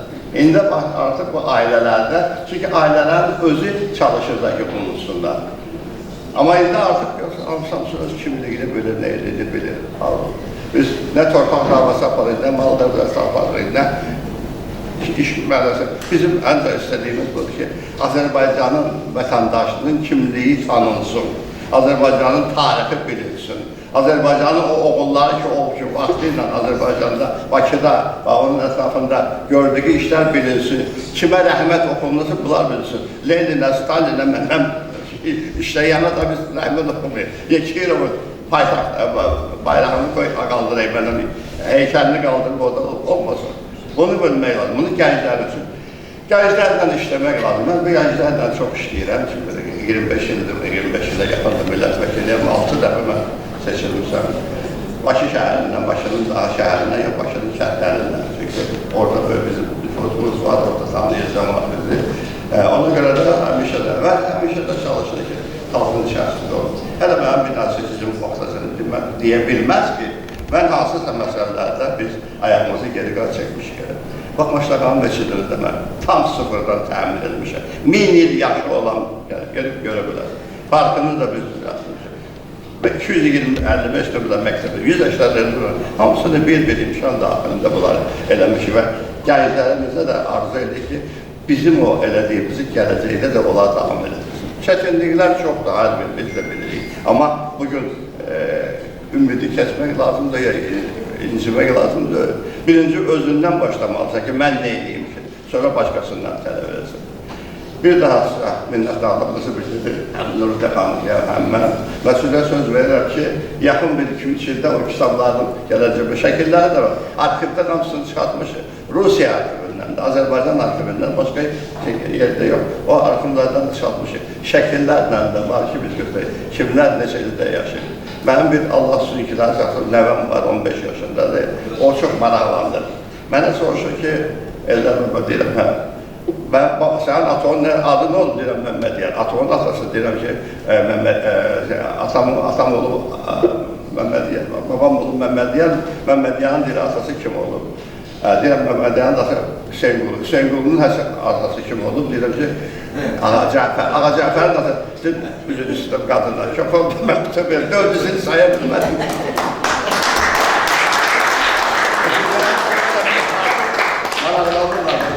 Kim olur, hansı olur, ne işten məşğul olurlar, deyirlər. Bunlara danışılır ki, ona göre de yenə də deyirəm, üzümüzü gənclərə tutaq ki, bunlar da əksəriyyəti valideynlər, hamımız məndə valideyn olmaq istədiyinə, biz övladlarımızı düzgün mövqeyə salaq. Ən böyük arzumda sizdən istəyim budur ki, gəlin siz bir-birimizin əl-ələ verək, bu boşanmaların qabağını alaq. O bizə çox vacibdir. Bizim övladlarımızın arasında ünsiyyət olsun. Bizim övladlarımız gələcək nəsillərini böyütsünlər. Bugün çox gərgin vəziyyətdir. Bugün bu auditoriyadan istifadə edib sizə də deyirəm. Son statistik dandılar, məlumatlar göstərir ki, hal-hazırda 20 il ailə qurmuş, yaşayan insanlar başlayıblar boşanmağa. Bir var ki 6 ay, 1 il olsun. Boşanırlar, evlənirlər, boşanırlar. Onlar da qırqırlıyırıq biz. Amma 20 il ailəsində oğlan, atası, anası, sağlam uşaqları, amma sağlam ömürlər öldür. Bax, bunları da ətrafımızda olanda bunları. Mən biraz mövzudan kənara çəkdim, çünki mənim o yandıran yerimdir. Yandıran yerimdir, yanan yerimdir. Hamısına xoş günlər arzulayıram. Mən birinci növbədə Nuridə xanım, can sağlığı arzulayıram. Mən onun balalarını da görsəm, nəvələrini də gördüm bugün. Hətta bir soruşuram ki, nəticə də deyir, nəticə yoxdur. Deyir, məndə də nəticə yox. Sağ olun, minnətlarım.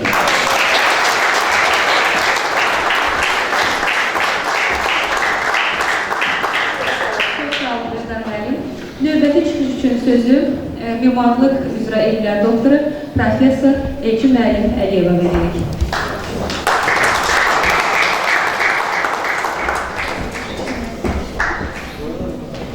Çox sağ olun. Dəvətə görə mən fəxr edirəm ki, axırıncı görüşdən sonra mən tək mimar ismində yox, bir qoxuma, ona görə axırıncı dəfə görüşdən sonra qoxumlarla görüşdüm, mən pis qoxuma. Məlum oldu ki, mən də bir mimar kimi fəxr edirəm İsa bəy Hacınskinin uzaq qoxumaya. Və Eldar müəllim çıxışından sonra təbii ki, çetindir danışmaq, çox gözəl bir danışdı. Hətta Eldar müəllim o dövrdə, Sovet dövründə bilirsiniz, tək milyonçular haqqında, sənət, neftçi pramuşniklər haqqında öyrənmək yox. Hətta binalar haqqında da bilirsiniz, məhdudiyyət qoyulmuşdu ki, o dövrdə 19-cu əsrdə, Art-Nouveau əsrində, 20-ci əsrin əvvəlində tikilən binaların öyrənməsini, tarixi öyrənməsini qadağan qoyulmuşdu. Hətta bizim rəhbətli, çox hörmətli professor Fatullah Fiqarov Şamil mənə danışırdı ki, nə qədər onun başına oyun açırdılar, problemlər yaradıldılar ki, o Sovet dövründə həmin Azərbaycanın 19-cu əsr binaları öyrənirdi və çox əzab çəkirdi. Allah onu rəhmət eləsin. Bilirsiniz, ümumiyyətcə o dövr memarlığı da çox maraqlı dövr idi. Bakı balaca, təxminən 18-ci əsrdə balaca bir şəhər idi, İçəri şəhərinin tərkibində və birdən-birə neft tapılandan sonra Bakı 20-30 ilə təxminən əhalisi 300-400 minə çatdı və faktiki bizdə çox tikinti qumu həyata keçirilirdi. Bütün dünyadan aparıcı memarlar bura memarlıq praktikasına göndərilirdi. Ona görə ki, o dövrdə Bakıda belə tikinti templəri var idi ki, heç dünyada faktiki belə şəhərlər böyümürdü. Bugün də 150 ildən sonra faktiki təkrarlanan bizim tariximiz və bugün də biz böyük Qarabağ zonasını tikirik və ona görə bu il bizim ölkəmizdə belə çox bir mühüm şəhər salma tikinti ilə bağlı, memarlıqla bağlı forum keçirildi. Bilirsiniz və o dövrdə Bakıda belə gözəl binaları tikəndə ümumiyyətcə Bakıda o dövrdə ünvanlar yox idi və həqiqətən bəzi küçələrin təbii ki, mərkəzi küçələrin adı var idi. Məsələn, Neftçilər Prospekti İmperator Nikolay II-nin adını daşıyırdı. Ümumiyyətcə o dövrdə ünvanlar fasadın sahibinin adı ilə gedirdi. Məsələn, Hacınskinin evi, Lalayevin evi, Hacı Zeynalabdin Tağıyevin evi, ünvan anlayışı yox idi. Ona görə insanlar bu binaları belə gözəl etdilər ki, onlar bilirdilər ki, faktiki fasad, binanın fasadı, binanın giriş zonası, binanın ətrafı insanın vizit kartıdır və belə də bir münasibət göstərdilər. Təəssüf ki, İsa bəy Hacınskinin binanın fasadı dəyişdirildi və təəssüf ki, biz indi üst tuturuq bizim iş adamlarımıza görürük ki, təəssüf ki, bizdə insanlar öz mənzillərinin içərisi çox gözəl vəziyyətdədir, amma fasada hətta özləri də tikdiyi binalar fasada əhəmiyyət vermirlər. Və çox gözəl ki, Rüfət müəllim, mən sizi bugün görürəm və müraciət etmək istəyirəm ki, həqiqətən mən şad xəbər eşitdim ki, o binanın üzərində restavrasiya işləri bəlkə də aparıla bilər və ona görə binanın fasadında böyük hərflərlə yazılmışdı hər tərəfdən. Dom İsaqbeyka Qacınski var, o qədim fotolar məndə var və sonra zəlzələdən sonra 2000-ci illərində çox kobud şəkildə kolonlar bir tərəf Qız Qalası tərəfindən qoyuldu və həqiqətən mümkündürsə o işi məni də cəlb eləyərsiniz. Məndə ilkin məlumatlar var və mən çox dəstək olaraq hətta nəzarət edəyərəm işlərə. Və ikinci xahiş təbii ki, məncə bunu İçəri şəhər Qorxun idarəsi də eləyə bilər ki, xatirə lövhəsi. Nuri həqiqətən orada Charles de Gaulle'lər, sonra Yusuf Məhəmməd Əliyev belə xatirə lövhələr var. Amma təəssüf ki, İsa bəy Hacınskinin xatirəsini heç nə orada faktiki yada salınmır. İnsanlar bilmirlər ki, bu gözəl bina malikənə faktiki belə bir gözəl insan tərəfindən tikilir. Təşəkkür edirəm sizə. Çox sağ olun.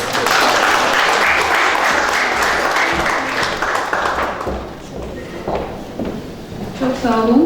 Növbəti çıxış Azərbaycanın tanınmış jurnalisti, tədqiqatçısı, teleaparıcı və Bakı tarixinin mükəmməl bilicisi Fuad Məryəm Axundova verilir.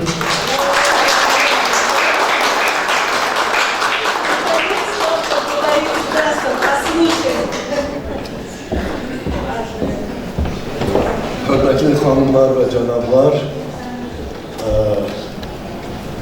möhtərəm auditoriya, ətraflı çıxışlardan sonra İsa bəy Hacınski haqqında neysə əlavə etmək bir o qədər də asan bir iş, çətin olacaqdır. Yəni, onun haqqında kifayət qədər həm onun memarlıq hissi haqqında, həm onun ictimai fəaliyyəti haqqında, həm onun Cubar və Zadəgan nəsli haqqında məlumatlar verir. Amma şəxsən mənim üçün bu bizim bir tariximizin rəmzidir. İndi deyirəm, məsələn, Lavrenti Pavloviç Beriyanı sitat eləmək bir o qədər də dəbdə olmaz, amma onun adlı fikirləri var. O deyildi, у каждой проблемы есть фамилия, имя и отчество. Также у каждой истории есть фамилия, имя и отчество. Adı, soyadı, datası, datada Azərbaycan dilə tarixdir. Olmayan bir yer tarix deyil, o rəvayətdir, o əfsanədir, o hülyadır, uzaqbaşı fərziyyədir. Onun da nümunəsi İsa bəy Hacınskinin yanında olan Qız Qalasıdır. Çünki onun hələ tarixi tədqiq olunmur. Mən öz praktikimdə deyə bilərəm, etiraf edə bilərəm, burada yad adamı yox. Mən Qız Qalasına yan keçirim. Çünki rəvayət, əfsanə danışmaqdansa heç nə danışmaq qədər. Fərziyələri danışır bəzi. Amma Hacınskinin binası keçəndə çünki bu binada bizim tariximiz həkk olunur. O tarixin adı var, İsa bəy, Abdülsalam bəyoğlu Hacınski. O tarixin yaşı var, o tarixin memarlığı da var. Düzdür, biz onu demirik, amma gələcəkdə deyəcəyik. Yəni, bu insan çox şahəli bir şəxsiyyətdir. Yəni, bu insanın timsalında biz həm sahibkarı görürük, sahibkarların arasında ən zadəkan olanı görürük. Zadəganların arasında ən varlısını görürük və hər iki bu qrupun arasında ən faal ictimai xalqı görürük. Yəni 20 ildən çox Dumaya üzv olmaq. 27. Müqəddəs Olga, Müqəddəs Anna, Müqəddəs Vladimir ordinlərinin müxtəlif dərəcələri ilə tərtib olunması. Sonra ən pis dövrdə, Erməni-Müsəlman davası dövründə deməli, barışdırıcı komissiyanın üzvü olmaq. Bu hər adamın işi deyil. Yəni, bu yalnız öz icmadan müəyyən sözə, müəyyən nüfuza malik olan bir insanlara xas olan bir şeydir. Özü də bu insan ədavətə yox, barışmağa doğru adam. Neçə il Miroğlusu da Bakinski'de bir neçə il deməli barışdırıcı məhkəmənin üzvüydü və məhkəmə onun müddəti bitəndən sonra ona müraciət edir ki, xahiş edirik ki, növbəti müddətə də öz fəaliyyətinizi davam etdirəsiniz. Çünki sizin fəaliyyətiniz oradan da bizə çox vacibdir. Yəni bu insan həmişə millətlərin arasında nifrət yox, barışdırmalı çalışır. Elə bu binanın memarı deyib, daşını deyib, burada yaradır, tədbirlər olsun. Peterburg'da mesela onlar deməli istəmirlər ki, Peterburg'u yaradan Razini, Rossi, Rastrelli, bundan sonra Peterburg İtalyan şəhəridir. Türkiye'de heç kəs deməli sirk insanlar ki, mesela Ortaköy məşqinin dikən balyanlarıydı, yaxud doğma bağçanın dikənlər evlərin olmaları vardı. Yəni, əsl ziyalı adamın o milli etnik deməli restriksiyaları məhkəmələri yox idi və İsabel Hacınski bu nöqteyi nəzərindən öz dövründən çox mütərəqqi bir insan idi. Və burada çox düzgün qeyd olundu ki, burada həm Yusuf Məhəmməd Əliyevin lövhəsi var, barelyefi var, Şarl de Gaulle'un xatirə lövhəsi var. Yeri gəlmişkən, burada deyilir ki, Şarl de Gaulle Fransanın prezidenti idi. Buraya gələndə o Fransanın prezidenti deyil. 44-cü ildə o müqavimət ordusunun rəhbəri idi. O, Fransanın prezidenti vəzifəsinə 58-ci ildə seçiləcək. Amma prezidentə seçilməmişdən 14 il öncə prezident şərəfləri de Gaulle məhz Bakıda göstərir. Bu binada göstərir. Çünki məhz o dövrdə Hacınskinin binası deməli, Gestivoy Dom Sovnarkoma, yəni xalq komissarların sovetinin qonaq evidir. Yəni bu səviyyədə de Gaulle'un qarşılaması, yəni dövlət başçısı səviyyəsində onun qarşılaması, onun prezidentlerindən 14 il öncə baş vermişdir və Bakıda baş vermişdir Hacınskinin binasıdır. Biz bundan da istifadə etməliyik. Və tamamilə məntiqi bir şey oldu ki, de Gaulle'un orada qalması üçün, rəhmətli Allah minəmət eləsin, Yusuf Məhəmməd Əliyevin orada yaşaması üçün bu binanı kimsə tikməli idi. Və burada tək ki, bir xatirə lövhəsi məsələsi ilə biz məhdudlaşdırmamalıyıq özümüzü. Elçin mənim çox düzgün qeyd eləmişdi ki, bu binanın üçbucaq şəklində olan bu dekor elementlərin hər birində İsabel Hacınskinin adı həkk olunmuşdur. Daş üzərində. Biri Kiril əlifbasında, çünki Rus imperiyasının dövrüydü. O biri isə əskər əlifbasında. Və onun xatirəsini yaşamaq üçün biz bu binanı məhz bu tərzdə bərpa etməliyik və burada həm üçün bəzi şərəfələr, balkonlar çatışmır. Yəni, burada biz sözün əsl mənasında bərpa işləri aparmalıyıq və içəri şəhər bu barədə bütün digər yerlərə nümunə göstərməlidir. Əslində, Bakıda ilk dəfə olaraq zibilin ayırması harada olmuşdur? Məsələn, organik qeyri-organik içəri şəhər. Və təəssüflər olsun ki, bizdə hələ ki, restavrasiya mədəniyyəti hələ ki, çox aşağı səviyyədədir. Bunun da öz səbəbləri var. Sovet dövründə belə bir şey yoxdur.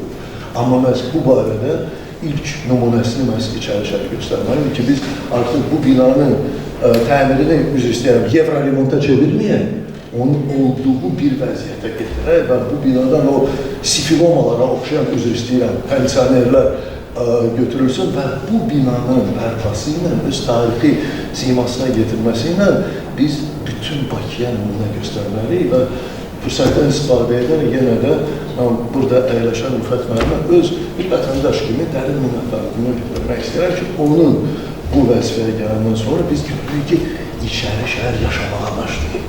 İçəri şəhərdə müəyyən dirçəlmə var, çünki tarixi yer tək ki, daşdan ibarət deyil. Burada bu daşlara həyat verir və buna görə mən şəxsən Rüfət müəllimə öz dərin minnətdarlığını bildirməyə özümə borc bilirəm və beləliklə İsabel Hacınskinin binası bir epoxanı rəmziləşir. Qız qalası yadınızdır ki, İsabel Hacınski neft, bulun, makinin rəmzidir. Və maraqlısı oldu ki, biz bir nöqtədə həm qədim rəmzini görürük, içəridə qız qalası, amma çox məlumatlar çox azdır. Hacınskinin binası konkret, o biri yandan isə üç alov gülləsi, o da müasir Bakının rəmzidir, amma o rəmzində müəyyən kökləri var. Onların arxitektur məmarlığı əslində Bakının 1841-ci ildə təsdiq olunmuş deməli gerdən irəli gəlir və necə deyirlər, Fisonovaya da хорошо zabitləşdirir. Yəni hər bir yenilik qədimliyə köklənir və biz bir nöqtədə İsa bəy Hacınskinin binasından bu üç müxtəlif dövrün rəmzini görmüş olur. Amma yenə də onların içərisində İsa bəy Hacınskinin evi özünə məxsus yer tutur. Nəyə görə?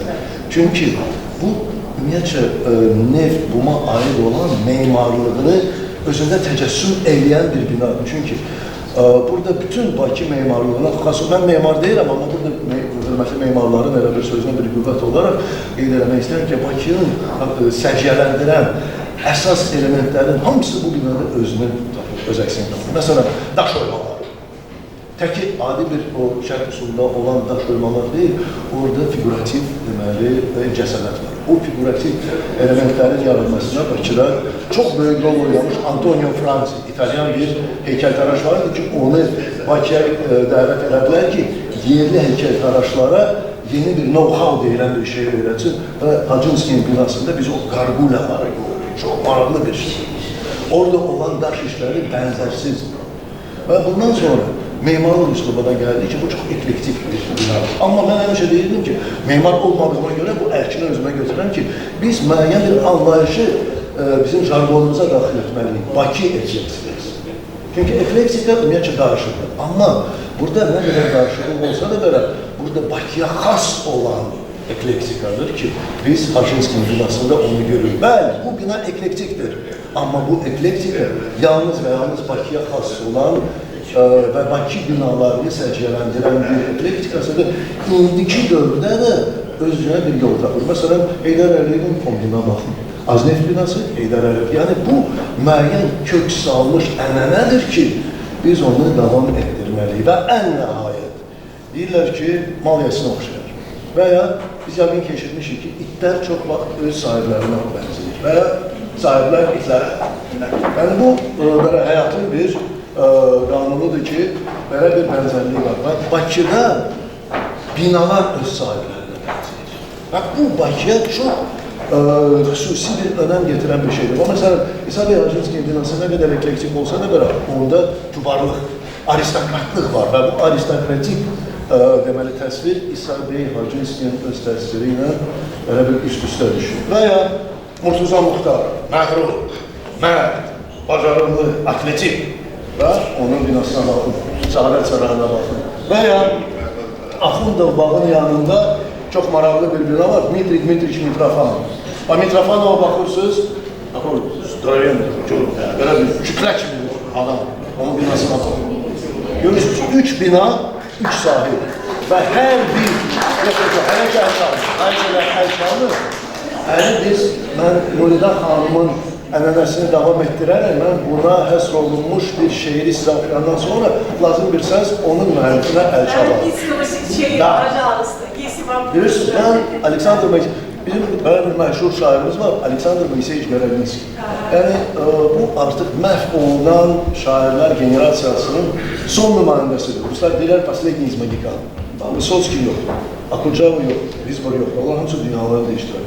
Amma Gorodinski var, özdə buyur, onun 93 yaşı tamam oldu. Xoşbəxtlikdən onun yoldaşı Bakılıdır, müəyyən bir məktəbdə oxuyurdu və biz Gorodinskini ənənəvi olaraq Bakıya gətizdirirdik pandemiyaya qədər və onda müəyyən dərəcədə bir neçə il ərzində təəssüratların toplanma prosesi gedirdi ki, bu kəmiyyət artdıqca sonra onun yeni keyfiyyətini gördük.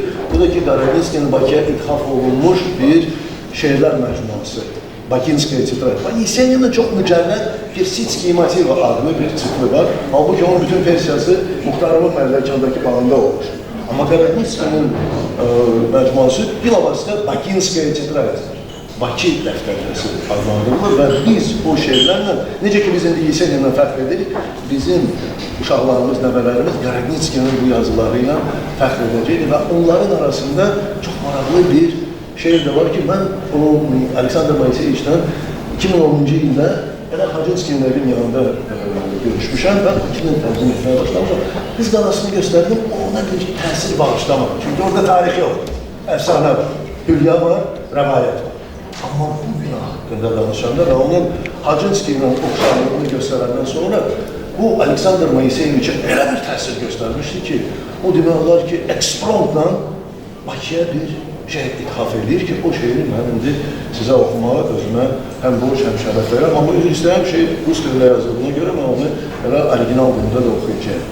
Стою, куда не знаю деться, в Баку на утреннем ветру, дома похожи на владельцев, по облику и по нутру, кичаясь былой своей осанкой, они плывут через века. Вот этот дом венецианский приплыл сюда издалека, а этот, голову набычив, надежно в землю эту врос, как нуворишь нефтедобычи, краеугольный, как утес.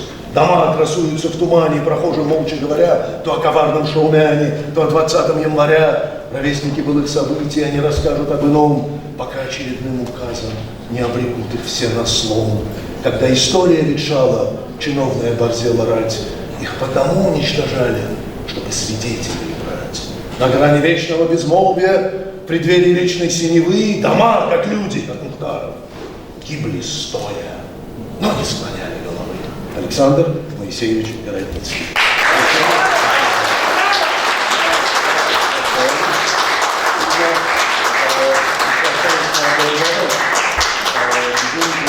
Sergimizi təşkil edən bu gözəl kitabı yazan Mirza xanıma mən Bakının ən maraqlı şəkillərindən birini bəxş eləmək istəyirəm. Bu, birinci Dünya Müharibəsi zamanı səmadan, hidroplandan Bakının panoramasıdır ki, içəri şəhər ovuc içindədir, qorunda bu şəkil var. Amma bu şəkil nə qədər yuxarıdan çəkilsə də onun ən parlaq, ən gözəl orientiri heç biz qalası yox. Hacınski önerilir ki, mən bu şəkildə Mirza xanıma